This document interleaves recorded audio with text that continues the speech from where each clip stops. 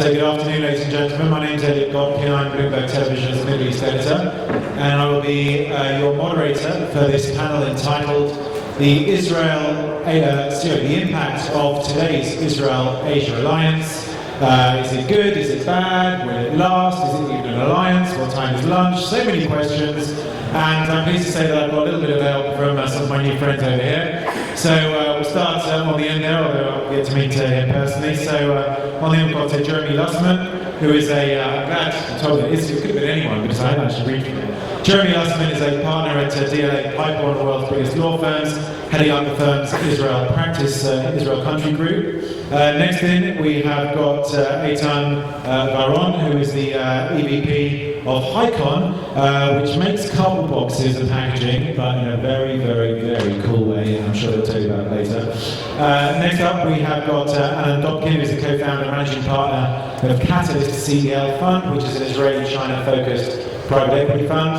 Then we've got Janet Young, who is head of innovation at, let's get this right, Singapore's second biggest bank, Asia's third safest bank, and according to Bloomberg, no less, the world's 10th safest bank, UOB. So thank you, Janet. And finally over here, there you go, Singapore fans there. We've got Ben Gillard, who heads up Tata's Co-Innovation Network. So thank you all for joining us here on this panel today. I just want to kick off with this central premise of this panel, which is the Israel-Asia Alliance.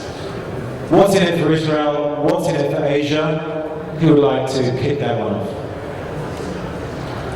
Okay, I believe there should be two more microphones somewhere. There's one. Is there another one? Someone sitting on something painful? All right, off you go. Thank you, Elliott. So look, I think that we all agree. We've seen since probably 2011 a significant increase in interest from Asia, particularly China, in Israel. I was a banker for many years with Citigroup, running investment bank here in Israel, and up until between the year 2000 until 2011, I didn't see one Chinese group interested in any deal in Israel. And we were on many of the leading investments, M&A sell sides, etc. We didn't see one group. 2011, there was a transaction that kind of took the market by surprise, which was ChemChina acquiring Shimadan, which was a $3 billion acquisition of an Israeli company with leading crop protection solutions in the agriculture space. And that kind of caught a lot of people by surprise. That was actually the first significant. This was also, Adam was trying to IPO, but pulled its IPO just before that, right? That was actually recently now, much after the acquisition of ChemChina. That transaction got a lot of attention, and suddenly we started to see delegations and groups coming from China starting to kind of kick the tires and check out the market. And what we realized over the past few years is that China clearly has come from the point of becoming the leading manufacturer in the world, and they really want to go from being made in China to being innovated in China. Now, they do have innovation in China. At the same time, the level of innovation is still nowhere near doesn't meet the demand. And China really has two places to find innovation today. Silicon Valley or in the US, and here in Israel. And when you look at the two sources of where they can find the technology, the United States is a huge market. Startup companies in Silicon Valley have a huge opportunity in their own backyard. They typically are not as keen to start messing with, do I need a Chinese investor, a Chinese partner, Chinese market? It's not really of interest to them until maybe a much later stage. Whereas in Israel, you have startups from the day they're being discussed in a coffee shop. They're looking at the global market. This market's too small, so they need a global market. Now, typically, it's been the U.S. and Europe have been the go-to markets and the standard markets. But more recently, looking at the interest of China, people are really looking at that market even as a primary market. And if we expand that to Asia, Janet, perhaps you can just pick this one. I mean, how big is the appetite in Asia for Israeli innovation? Yeah, I was going to say that aside from China, which is the elephant in the room, across Asia Pacific, right, there are 12 large countries: Japan, Korea, the whole of ASEAN, which is the 10 countries, 660 million people, and FDI every year successfully growing. 465 billion of FDI flowing out from Asia into the world. So from the perspective of Israeli startups, the smart ideas from here will get a lot of smart money if we can get the right connection. And getting the right connection is about getting the right partners. So I think from our perspective, I mean, we're here with a big delegation because you will be in Singapore. And Singapore is a huge hub for a lot of the congregation of multinationals, small companies, financial institutions, the whole ecosystem looks like Israel in many aspects. So the connection is really good from that perspective. And Eitan, from the perspective of the actual startup that's going to raise money and has got customers in Asia, how do you find it compared with trying to get money from Israeli VCs or US VCs? Are they falling over themselves to push money your way, or are they just as hard to sell as VCs usually are said to be? So I would say that 2015 was an amazing experience for Highcon. I would call it the Asia year of Highcon. And it's actually started, as you say, with the Chinese VC that lead an investment, a big investment in Highcon. And I think that they did a very professional job in due diligence of the company. But on the other end, they were also very fast. You know, they didn't, I would say that they really set the strategic goal. They understood that we are bringing a disruptive technology to the packaging market. And once they understood it, I think that they've been very fast in closing the process. And then, in addition to the investment, they are also helping us to penetrate to China. We did this year 3 sales in China, we did the sales in India, we sold machines in Japan and also in Korea. So we are now very actively penetrating into Asia, and I think that, you know, and the question of this panel is whether it's a real alliance. So I would say it's a strong, and the potential of doing business in Asia is very huge for a startup company like Eitan that bring a real digital revolution into the packaging world. And Jeremy, as a lawyer, does this mean you're going to have to write contracts faster? I mean, absolutely. Bring it on. No, I think a number of very important points were raised. I think the fact, first of all, Asia is so interconnected and there's a real herd mentality. And so when you see deal flow flowing from Singapore or Korea, it certainly has a pan-Asian effect. I think also a dynamic that has dramatically increased in the last year and a half or so is the increase in corporate venture. And so when you think about companies like LG and Samsung, or Ping An and Fosun, and many other corporates that have set aside hundreds of millions of dollars of pools of capital to invest in technology, and they're looking at Israel as a very strong, attractive market, that only breeds increased interest. Chinese investors, Asian investors have been passively interested in Israel for a long time. They've been LPs in a number of Asian funds going back years, but I think in the last number of years, the fact that so many corporates have been coming to Israel and have opened up doors, I think it's really shown that there's a tremendous amount of opportunity here. Okay, I want to bring in Ben here. I haven't had a chance to speak yet, so I'll come back to you in just a second. But, you know, Jen was talking about China being the elephant in the room. I guess India is the tiger in the room. So, I mean, is the appetite in India, which I guess certainly from Tata and other, you know, companies are leading companies in certain areas of the kind of technology food chain, if you like. So are we seeing now, because India and Israel do, let's say, have a more traditional political relationship going back further, are we seeing Indian companies and investors really keen on Israel? Definitely. So I'm here with my Tata hat, but if you're looking at what Indian companies did here for the last, let's say, 5 to 7 years, you would find here all the all the big boys are playing around. The guys from Reliance are here with Next Gen. You've heard about Infosys actually acquiring Panaya. Take my hint right here. They bought the part of Converse and also another startup. So and we here practically there's a lot of Indian money that is actually coming to Israel in many different forms. Whether that would be FDI or in sort of partnerships that actually we're building. At the end of the day, India is very interested in innovation in Israel.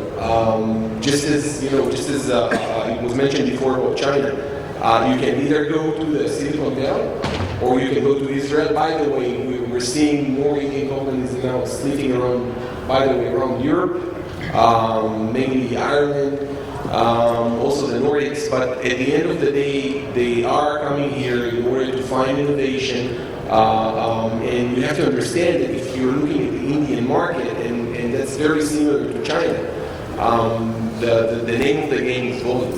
So the thing is that they're looking for innovative technologies that can actually be spread around in very big volumes. That's, I would say that would be the bottom line. I don't know, you want to... Dovetailing on both of the previous points, I think that, even with all the innovation in the United States, and in Europe, particularly in the United States, if you look at all the leading tech companies, whether it's Apple, Google, Intel, HP, etc., they've all made multiple acquisitions in Israel over the years for billions of dollars, and Israel's been a very key source of their innovation for the past decades. Now, I think a lot of the players, whether it's in China, India, Singapore, elsewhere, are now finally coming to the point where they need to start to compete on a much more global basis. And I think they're realizing that to compete with the leading companies out of the U.S., they need to emulate what they've been doing. And if you look at a lot of the leading companies out of the U.S., most of their key platforms have come out of Israeli development centers or acquisitions. So I truly believe we're at the beginning of a very significant long-term trend.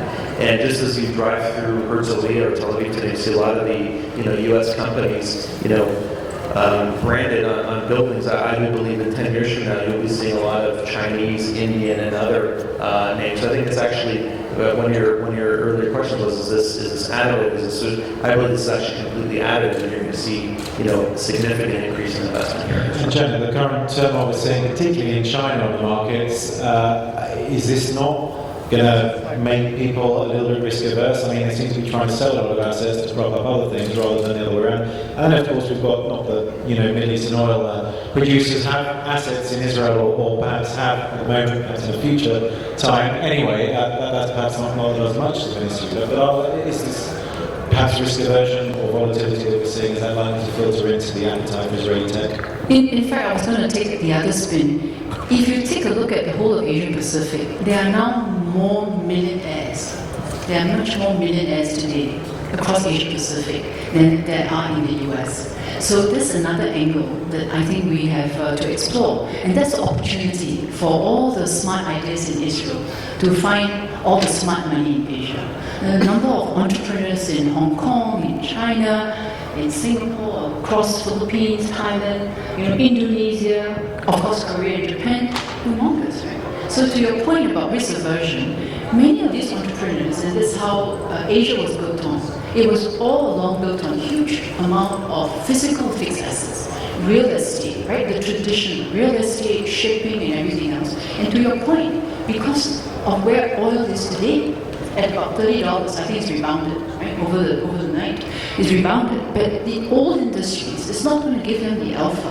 And most of the entrepreneurs in Asia understand that. But to find smart ideas is not easy.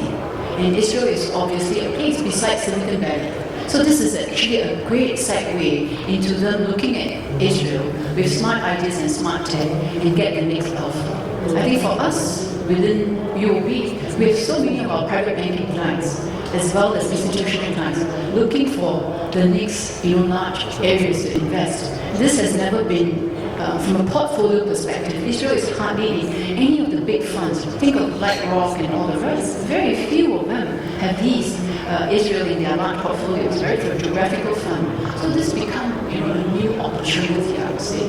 On a journal, so if someone could perhaps shut that door, that would be much appreciated. Thank you. Journal. I think that's a phenomenal point, and just one comment to add. I think there's tremendous wealth in Asia, and a lot of the wealth is young wealth.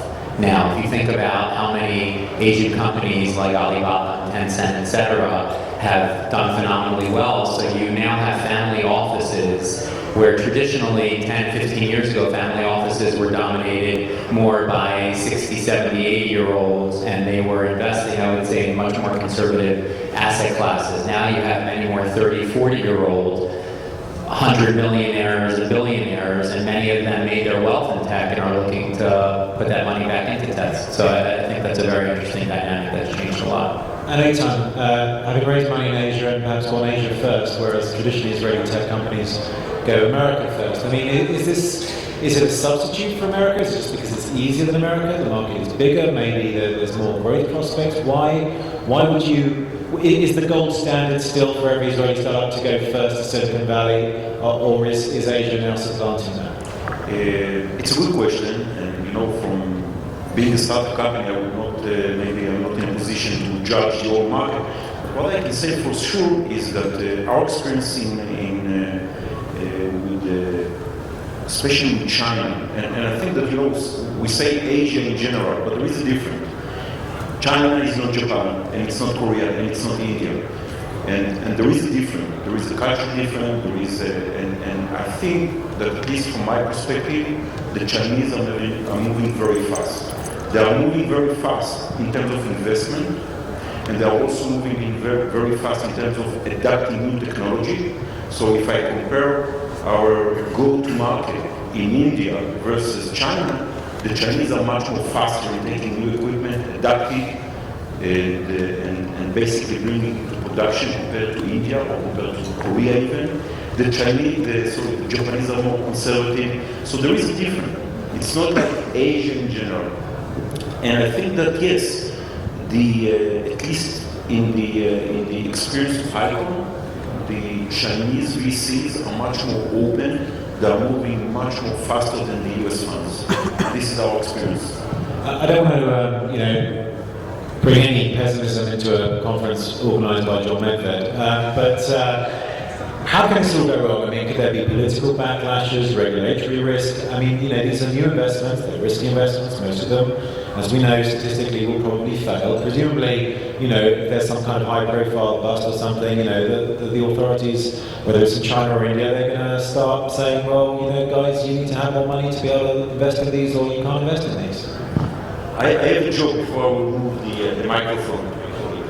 But when we start our discussion with the Chinese VC that invested in Israel, it was during the Eitan days. And our company is located in Yavne, which is in the south part of, well, not on the border. But basically, funds from Europe and America refused to come to Israel. And the Chinese came and we asked them, you are not afraid? And they said, no, you have the Iron Dome, so we are protected. So interesting, just on the back of that, we actually, our first investment for the new fund, which was a $40 million investment into an Israeli company, was actually, the negotiations were held in the bomb room in July, which was, and the Chinese actually did come, and we're not scared away by the sirens and 2 or 3 missiles a day in Tel Aviv. So I think that said a lot about their interest in the market. But I think going back, I think we heard about the wealth, et cetera, being created in investors. But I think if you look at China specifically, I think I agree with Jeremy's point.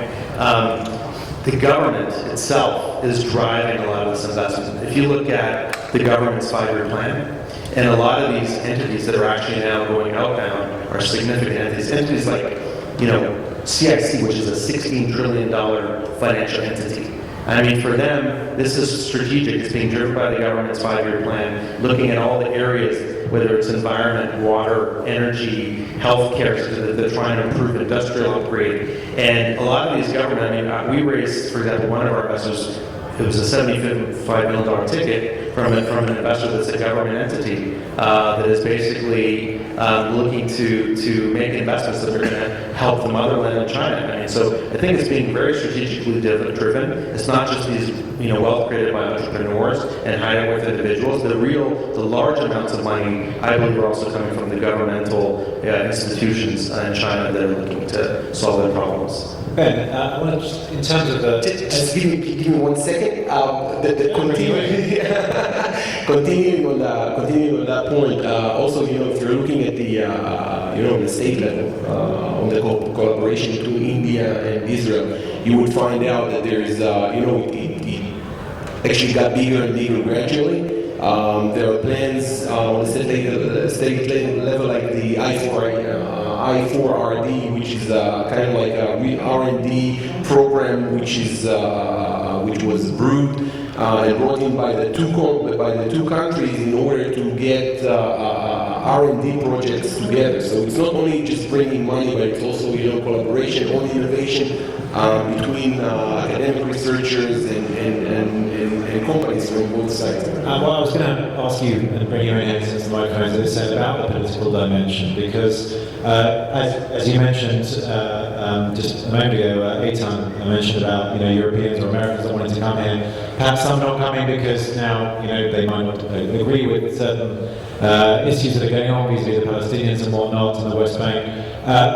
How much of India obviously has a good political relationship with Israel, for example. Asia's kind of apolitical when it comes to these things, generally speaking. So how much of that is kind of playing into Israel's strengths, given that perhaps the political relationships with, not so much with America, but with Europe certainly, are perhaps worsening a little bit? Is that something that is Israel able to take advantage of? Hey, we don't need you anymore, we've got Asia. I don't think it would be wise to say, we don't need you, we got Asia. But when you're looking at India, for instance, you would find out that for many years, Israel was kind of like, when it came to the bilateral relationship between the countries, you would see that we were like, when Israel, we were like the mistress. And we had very good relationship with India, but it was always hidden, And after the last elections in India, when Modi came to power, we became like, I would say the legal wife. And we came out of the dark. There is a lot of collaboration and a lot of cooperation between the two countries. There is no any regulatory or any problems that are the government is putting in obstacles or just sticks in the wheels when it comes to doing business or investing in Israel.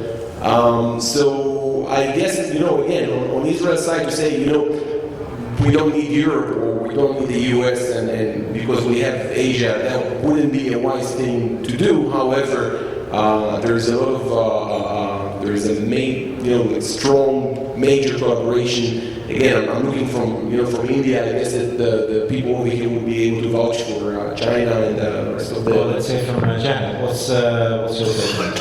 I was going to respond to Eitan's earlier point about culture.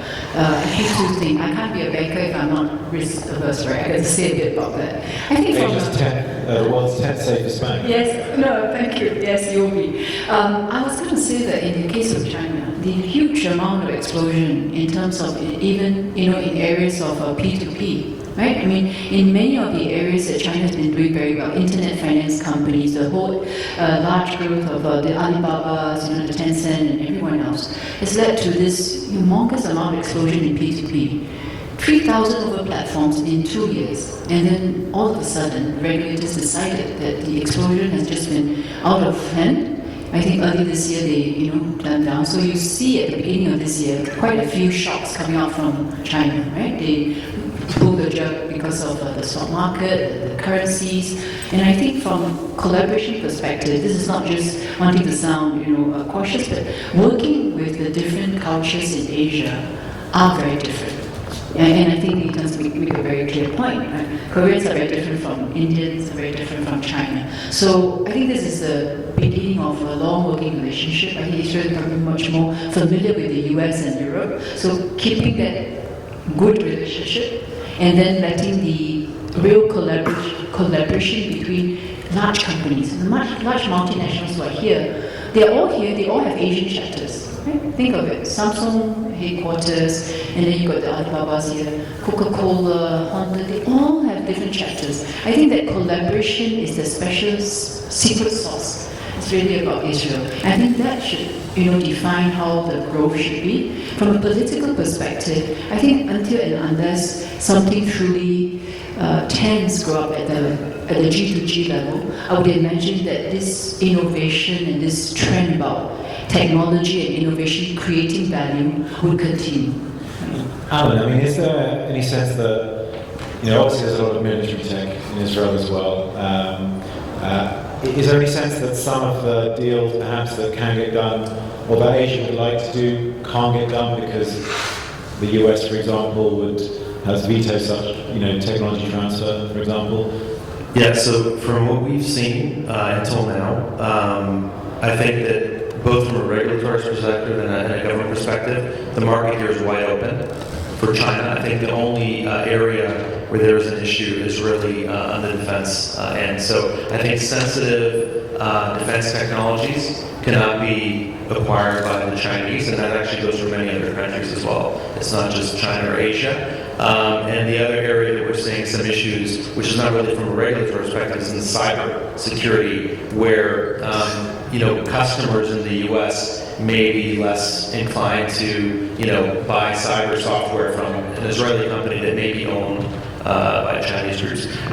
One thing, just to quantify, put some numbers on what's happening, it really is additive. If you look both from the venture capital perspective, what's been happening in the market, and also from an M&A perspective. If you look at before 2013, there was roughly $400 plus million per quarter being invested into Israeli venture capital. So it's called $1.6, $1.7 billion a year. If you look at the last 6 or 7 quarters, it's been above $1 billion a quarter. So we're now above $4 billion annual in venture capital, and a lot of that additional capital has actually come from markets like China, India, etc., which are now investing heavily into venture capital. And then on the M&A side as well, Israel's been roughly at about $15 billion per year, plus or minus the last number of years, from M&A volume perspective, from transactions. This last year, we basically had about $23 billion, excluding the $40 billion Teva transaction. It was $23 billion, so this is really additive to what's happening here in the market.